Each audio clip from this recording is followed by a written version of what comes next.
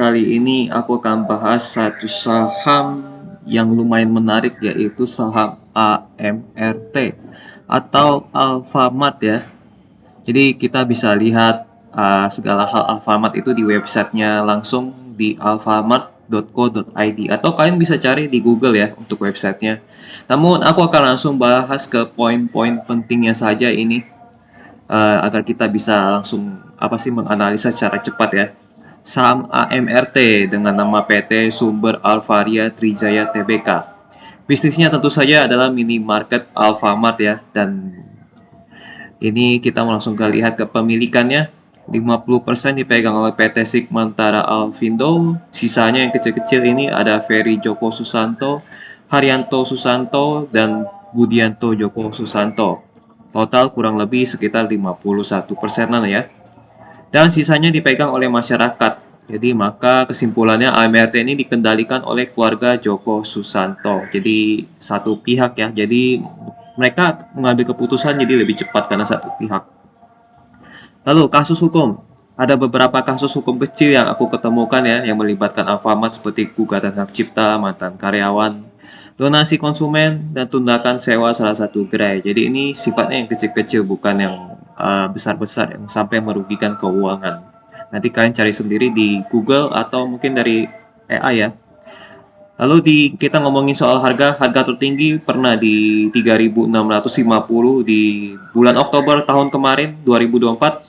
Harga terendahnya di tahun ini ya, di Maret 2025, yang sempat ada isu Indonesia akan resesi dan segala macam. Akhirnya semua harga jatuh ya, termasuk Alfamart jatuh ke 1.730. Namun harga sekarang sudah rebound kembali di harga 2.410. Jadi di tengah-tengah ya, di tengah-tengah antara 1.700 dan 3.600. Maka resiko harga turun itu sekitar 30% kalau ke harga terendah lagi yang di harga 1.700. Lalu potensi kenaikan harga itu sebesar 50% kalau ke harga tertingginya lagi. Dan ini resikonya lebih kecil dibanding potensi kenaikannya ya. Kalau misalnya dia jatuh lagi ke 1.700, minusnya 30%. Kalau dia naik harga tertinggi lagi, itu bisa naiknya kira-kira 50%. Jadi rasio perbandingan risiko dan keuntungan ini cukup lumayan menarik. Oke, kita lihat dari sisi chart ya. Ini sisi chartnya nih. Ini udah bentuk double bottom sebenarnya. Yang bottom pertama, bottom yang kedua. Kalau misalnya dia bisa menembus di atas 2.480 dan membuat konsolidasi, kemungkinan dia akan bisa naik lagi sampai ke harga tertingginya di sekitar 3.000-an ya. Atau kita optimisnya ke 3.600 lah ya. Nah, kita lihat sebentar ini. Nah, ini chartnya ya. Kalau misalnya dia bisa tembus 2.400 dan buat konsolidasi, kemungkinan dia bisa naik lagi ke harga sekitar 3.000-an. Oke, kita masuk ke ekuitas ROE di tahun 2025 kuartal satunya ya. Ya, 2025 ya. Berdasarkan kuartal 1 itu kisaran 20%. Kalau disetahunkan, artinya nilai ekuitas itu naik 20%. Kenapa ekuitas itu penting? Karena ekuitas itu kita beli saham sama dengan beli ekuitas. Jadi ROE itu adalah return on equity atau laba atas ekuitas. Jadi kalau mau untung banyak ya cari yang ekuitasnya naik tahun demi tahun. Nah, ini contohnya ya. Saham AMRT ini dari tahun 2014 ke kuartal 1 2025 ini naiknya lumayan banyak ya, dari 2 triliun naik sampai 18 triliun. Ini kenaikannya signifikan banget loh. Ini banyak banget kenaikannya. Oke, dari sisi utang, jangka pendek ada sekitar 26 triliun, aset lancar 27 triliun. Jadi bisa dilunasi dengan persediaan, piutang, dan kas. Karena ini bentuknya minimarket yang pasti persediaan lebih banyak ya. Piutang nomor 2 dan kasnya nomor 2 dan piutang nomor 3. Kita lihat langsung ya. Nah, ini dia. Uang cashnya ada 7 triliun, lalu piutangnya ada 3 triliun dan persediaannya ada 15 triliun. Paling banyak di persediaan. Jadi secara utang mereka aman ya, tinggal dicairin aja persediaannya. Dan pasti kena cair ya, karena mereka jualan barangnya. Total utang 27 triliun masih bisa dilunasi dengan persediaan piutang dan kas, karena ini adalah barang-barang yang cepat bergeraknya, cepat dicairkan. Jadi banyak pembeli yang ingin membeli produk mereka. Resiko bangkrut sangat kecil karena porsi hutangnya paling besarnya adalah utang usaha atau barang dagangan, jadi bukan utang bank ya. Jadi barangnya cepat cair istilahnya, cepat cair jadi uang cash. Yang mana kalau barangnya terjual pasti langsung lunas. Jadi secara utang ini oke. Next, perbandingan modal. Modal dari utang tadi total liabilitasnya 27 triliun, modal dari setoran investor dan laba, bahasa finansialnya ekuitas, totalnya 18 triliun. Jadi secara rasio ekuitasnya itu hanya sekitar 40%, liabilitasnya 60%. Rasionya kurang oke ya. Karena kalau misalnya perusahaan mendapatkan keuntungan, nanti dia lebih banyak mengalir untuk membayar utang dibanding masuk ke ekuitas. Jadi kurang oke. Namun, ada sisi positifnya jika Alfamart konsisten meningkatkan laba di masa depan, ekuitas bisa bertumbuh dan bisa melebihi liabilitas. Kita lihat memang selalu bertumbuh ya ini. Dari tahun ke tahun, omset dan laba itu selalu bertumbuh, apalagi dari sisi laba ya. Jadi yang meningkatkan ekuitas itu apa? Yang meningkatkan ekuitas itu adalah laba. Kita lihat labanya terus naik tiap tahun. Ada konsistensi kenaikan laba. Jadi pasti kemungkinan di masa depan ekuitas porsinya akan lebih banyak dibanding liabilitas. Dari sisi omset dan laba, Q1 ini naik lumayan ya jika dibandingkan dengan semua kuartal di tahun 2024. Nih kita lihat ya. Jadi kuartal 1 sampai 4 di tahun 2024 itu telah dikalahkan oleh satu kuartal di tahun 2025. Jadi semua kuartal di tahun 2024 kalah sama kuartal satunya tahun 2025. Ya, kita lihat ya. Dari sisi laba dan omset paling tertinggi nih. Jadi ini omset dan laba tertinggi sepanjang masa di saham AMRP. Tandanya bisnis masih bisa bertumbuh dengan baik. Ini bukan naiknya dikit ya, ini naiknya lumayan banyak loh ya. Dari 700 naik ke 300, ini naiknya 10% lebih. Jadi artinya baik ini. Arus kas bukan hanya positif ya, positif, positif. Itu 3 triliun itu cukup banyak ya.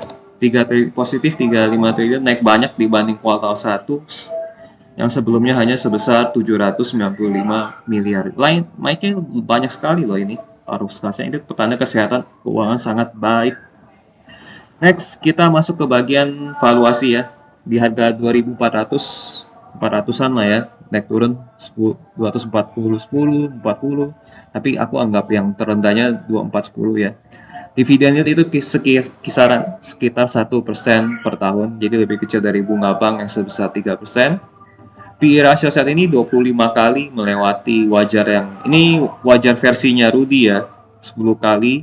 BVB 5 kali melewati wajar 2 kali. Secara keseluruhan valuasi AMRT ini bisa dikatakan sedang di harga premium menurut standar mayoritas investor. Jadi investor itu ada yang suka mencari murah, ada yang suka mencari wajar. Namun untuk bisnis yang stabil dan masih bisa bertumbuh di masa depan, contohnya ya, apakah pemiliknya mau menjual di harga murah? Ini contohnya. Misalnya kamu punya aset 46, punya bisnis ya, asetnya senilai 46 triliun. Bisnisnya masih bisa naik sampai puluhan tahun ke depan, sehingga asetnya berpotensi naik menjadi 200 triliun lebih. Apakah kamu mau jual pas di angka 46 triliun begitu aja? Nah, ini permasalahannya. Ini yang disebut dengan future value. Jadi kadang-kadang kalau bisnis ada yang bagus, stabil dan kuat, kita lihat aja ya, bisnis di pandemi kan terjadi tahun 2020 sampai 2021 ya. Ini masih mencetak omset dan laba. Jadi artinya mau ada krisis pandemi atau apapun, Alfamart tetap dibutuhkan. Jadi ini bisnis yang stabil. Kalau bisnis yang stabil dan kuat dan masa depannya masih bertumbuh, jadi kita bukan pakai angka saat ini.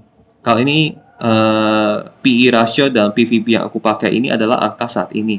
Yang kemungkinan masa depannya dikit lagi pengen bangkrut. Bukan bangkrut, mentok atau enggak ya. Ini angka yang aku pakai untuk perusahaan yang pertumbuhannya mungkin akan mendekati mentok. Tapi kalau untuk perusahaan yang masih bisa bertumbuh, kita akan pakai future value. Future value ya. Jadi untuk sebuah bisnis yang kuat dan bertumbuh. Jika memakai future value, maka angka wajarnya menjadi PE ratio itu kisaran 25 sampai 30 kali atau PVBR-nya 4 sampai 6 kali. Jadi pemilik bisnis, kalau aku punya bisnis punya senilai 46 triliun, pasti aku nggak jual segini. Aku akan jual 4 atau 5 kali lipatnya. Nah, pakailah terjadi seperti ini, 4 sampai 5 kali lipatnya. Jika memakai perhitungan future value, maka valuasi ART saat ini ada di angka wajar. Kalau udah di atas 6 VVB-nya itu udah aku rasa agak mahal lah ya. Ini juga kalau udah di atas 30, aku anggap mahal. Kesimpulan, opini pribadi ya, untuk saat ini sangat layak investasi karena di harga sekarang ya, kalau pakai sisi harga ya, masih masih cukup rendah dari harga tertinggi di harga 3.600 bulan Oktober tahun kemarin. Dan kalau kita lihat chartnya ya, chart tadi mana? Kita pakai yang halaman lain ya. Nah, chart tadi ini bentuk double bottom. Double bottom ini biasanya akan kalau misalnya dia konsolidasi kemungkinan akan terbang biasanya. Gitu ya. Oke, omset dan laba kuartal 1 melebihi semua omset dan laba kuartal di tahun 2024. Artinya bisnisnya lagi baik. Alfamart masih ingin membangun 800 gerai dan baru menambah merek Lawson ya untuk ekspansi bisnisnya. Jadi kemungkinan omset dan laba masih bisa bertumbuh ya. Serta masih banyak wilayah Indonesia yang belum terjangkau Alfamart dan Lawson. Jadi ruang pertumbuhannya pun juga masih sangat besar. Oke, catatan. Kalau kinerja Alfamart menjadi biasa saja atau tidak ada pertumbuhan omset dan laba, harga sekarang bisa menjadi mahal. Jadi pastikan selalu memantau kinerja pertumbuhan omset dan laba setiap tahun ya, terutama di kuartal 1. Kalau 2, 3, 4-nya sih nggak berasa. Mungkin yang penentunya itu di kuartal 1-nya, makanya setiap tahun harus dipantau. Jadi balik lagi, apakah layak investasi ya, tentu saja sangat layak investasi kalau di harga sekarang ya. Tapi kalau udah naik sampai ke 3.000, sepertinya kalian urungkan niat kalian. Atau kalian kalau misalnya menjadi investor jangka panjang boleh sih beli di 3.000. Tapi kalau untuk harga sekarang belilah sebanyak mungkin. Itu saja sih kalau analisa saham AMRT menurut opiniku pribadi ya. Kalau misalnya ada informasi yang salah atau informasi yang kurang, kalian boleh tulis atau tambahkan atau koreksi di kolom komentar. Sampai jumpa di video lainnya. Bye bye.